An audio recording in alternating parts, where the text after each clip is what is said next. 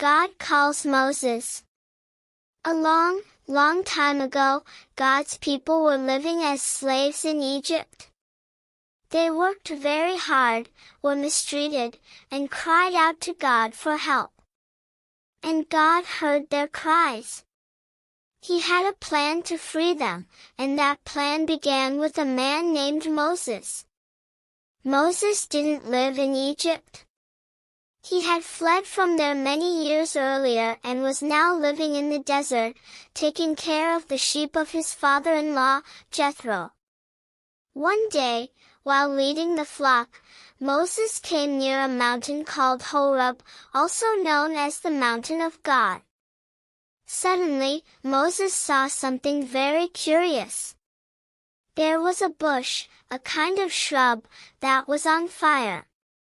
But there was something strange.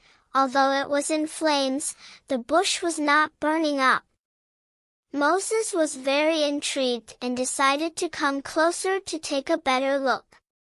When he got closer, God spoke to him from the fire.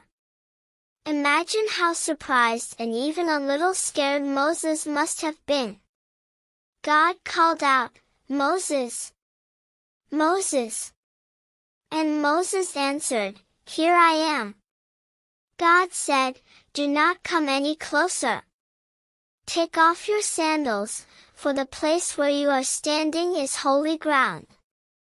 Moses took off his sandals and hid his face because he knew he was in the presence of God. God continued, "I am the God of Abraham, Isaac, and Jacob. I have seen the suffering of my people in Egypt. I have heard their cries and I know how much they are suffering. That is why I have come down to rescue them and bring them to a good and spacious land, a land flowing with milk and honey. Now, I am sending you, Moses, to Pharaoh to bring my people out of Egypt." Moses was very worried. He said, "Who am I to go to Pharaoh and bring the people out of Egypt?" But God answered, "I will be with you.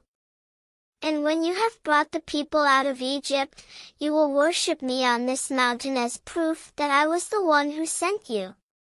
Even so, Moses was still unsure and asked, "What if they ask me what the name of the one who sent me is?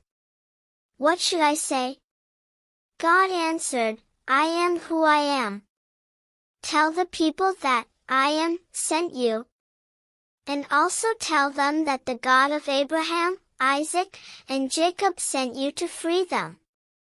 God also gave Moses several signs to show the people and Pharaoh that he was with him.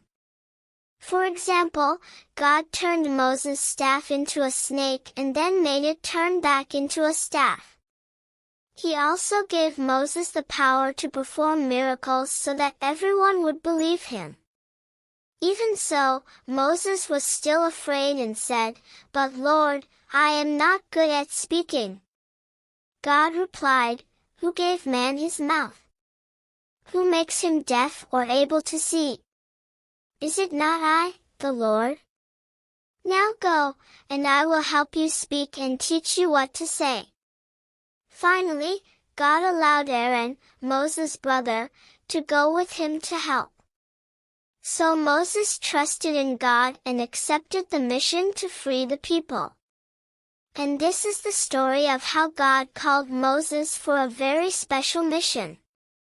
God always hears the cries of his people and chooses people to carry out his plan. Just like Moses, we can trust that God will always be with us in everything he asks us to do.